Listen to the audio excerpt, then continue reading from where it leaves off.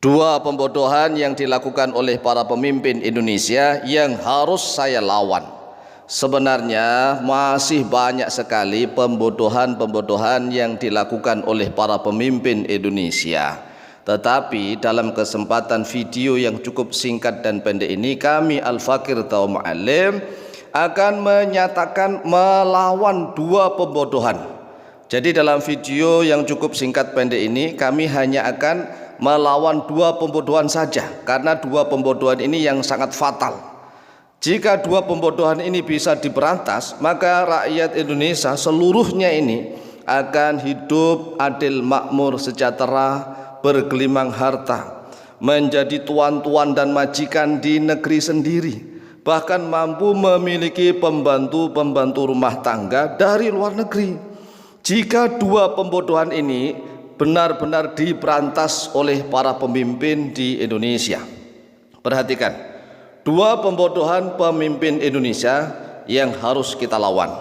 Nah, kita semuanya harus melawannya. Tetapi ingat, jika rakyat Indonesia tidak mau ikut melawan, ya tidak masalah, tidak ada paksaan. Sayalah sendiri yang akan melawan dua pembodohan ini. Saya Al-Fakir Tawa Mu'alim akan menyatakan melawan dua pembodohan yang dilakukan oleh para pemimpin Indonesia. Tetapi jika saudara-saudara kami sebangsa setanah air Indonesia ikut-ikutan melawan dua pembodohan ini, ya silahkan. Tetapi kalau seandainya tidak ada yang ikut satupun, kami juga tidak masalah. Kami akan tetap al-amru bil ma'ruf wan nahyu 'anil munkar. Kami akan tetap mengajak kebaikan dan mencegah kemungkaran semampu kami. Kami Al-Fakir Tawa Mu'alim akan sendirian melawan dua pembodohan ini. Yang pertama, kelemahan para pemimpin Indonesia yang berlindung di bawah ketiak para TKW, para tenaga kerja wanita Indonesia. Ini para pemimpinnya yang lemah. Mereka berlindung di bawah ketiak para TKW. Dengan cara apa? Dengan cara memuji-muji para TKW. Jadi para TKW itu dipuji-puji dengan sebutan pahlawan devisa negara. Waduh, pahlawan devisa negara. Padahal aslinya pujian ini adalah pembodohan.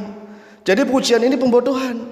Kalau seandainya pemimpinnya benar-benar kuat, orang yang cerdas, orang yang arif, orang yang takut dan takwa kepada Allah Jalla Jalaluh, maka dia akan malu kepada Allah. Kalau ada rakyatnya yang menjadi pembantu rumah tangga di luar negeri, akan malu. Siapapun pemimpinnya yang bertakwa kepada Allah akan merasa malu jika ada rakyatnya yang muslimah, yang beragama Islam. Rakyatnya Indonesia ini sangat terhormat, apalagi wanita-wanita muslimahnya sangat terhormat.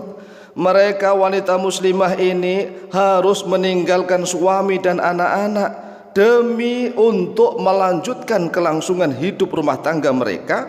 Akhirnya ibu-ibu para wanita muslimah ini harus keluar negeri bekerja menjadi apa? Menjadi asisten atau pembantu rumah tangga. Ini kan Masya Allah begitu, luar biasa. Kalau seandainya saya yang menjadi pemimpinnya, saya malu. Lah pertanyaannya, bagaimana kalau seandainya mereka tidak keluar negeri? Kehidupan mereka bagaimana? Di sini kan mereka kekurangan. Nah, saya kan pemimpinnya. Sayalah yang bertanggung jawab kepada Allah Jalla Jalaluh. Itu pemimpin yang benar-benar takut kepada Allah. Sedangkan Indonesia ini Masya Allah tidak seperti di Timur Tengah. Indonesia ini negeri yang subur, yang kaya raya, yang makmur.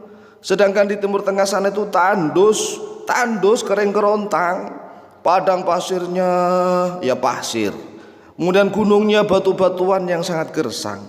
Tetapi di sana bisa adil makmur. Bahkan rakyat Indonesia, para wanita muslimahnya datang ke sana untuk menjadi pembantu rumah tangga. Seharusnya dibalik. Indonesia ini negeri yang diberkahi oleh Allah. Tanahnya subur, seluruh tanaman ada. Bukan hanya tanaman, tetapi ternyata di dalam tanah, di dalam bumi ini segala macam tambang ada, segala jenis tambang ada. Masya Allah, sungguh luar biasa. Kalau pemimpinnya adil, bijaksana, benar-benar takut kepada Allah, dan dia harus mensejahterakan seluruh rakyatnya. Malu jika ada rakyat Indonesia yang pergi ke luar negeri menjadi pembantu rumah tangga. Nggak usah dielu-elukan, dipuji dengan sebutan pahlawan devisa negara. Kita harus malu, kawan. Kita ini pemimpinnya.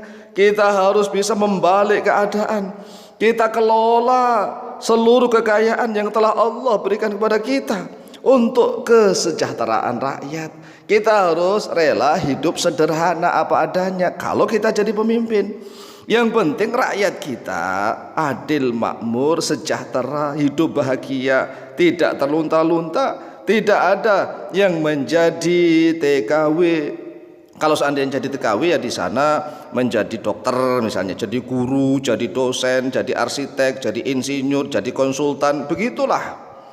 Itu terhormat. Rakyat kita hebat, pergi ke luar negeri menjadi guru, menjadi dosen, menjadi konsultan, menjadi dokter, menjadi arsitek. Itu begitu nah, ya. Nanda pemimpin kita ini yang lemah sehingga rakyatnya dibodohin. Ayo pergi ke luar negeri untuk apa? Mencari duit agar negara kita itu punya pasokan dana. Pasokan dana dari mana? Ini kan namanya pemimpin yang kurang ajar. Pemimpin yang kurang ajar, dia sendiri hidupnya enak, bergelimang harta, berpoya-poya. Rakyatnya di sana harus menderita, menjadi pembantu pelayan rumah tangga di negeri orang. Masya Allah, Masya Allah. Kadang-kadang wanita muslimah di Indonesia yang awalnya taat beribadah, kemudian di sana karena tuannya itu agamanya lain, dia harus membantu segalanya, membantu peribadatan mereka. Kalau enggak ya dipecat. Ini kita pemimpin harus takut kepada Allah. Kita harus malu kalau ada rakyat kita yang kerja di luar negeri hanya sebagai asisten rumah tangga. Kalau kerja di luar negeri sebagai guru, dosen, dan macam-macam silahkan. Karena mereka menjadi tenaga ahli, kita bangga. Itu adalah pembodohan yang pertama. Kemudian pembodohan yang kedua, yaitu kebodohan para pemimpin. Ini pemimpinnya yang bodoh, yang membuat program bantuan konsumtif, makan-makan, bantuan gratis yang konsumtif, tidak produktif. Dari apa? Dari hasil pajak rakyat. Jadi sebenarnya hasil rakyat, uang rakyat dikumpulkan, dikembalikan ke rakyat yang miskin. Padahal sebenarnya 3 pulau saja di Indonesia mampu mensejahterakan seluruh rakyat Indonesia dari hasil pendapatan non pajak, tidak pajak. Nah 3 pulau itu mana? Gampang, saya sudah pernah di Kalimantan Timur selama 15 tahun. Saya Masya Allah sangat takjub dengan Kalimantan. Kemudian saya pernah di Bangka Belitung. Bangka Belitung sungguh luar biasa. Dan ada lagi Pulau Papua. Ini kalau pemimpinnya adil. Demikian, semoga manfaat. Wallahu ta'ala a'lamu bishawab.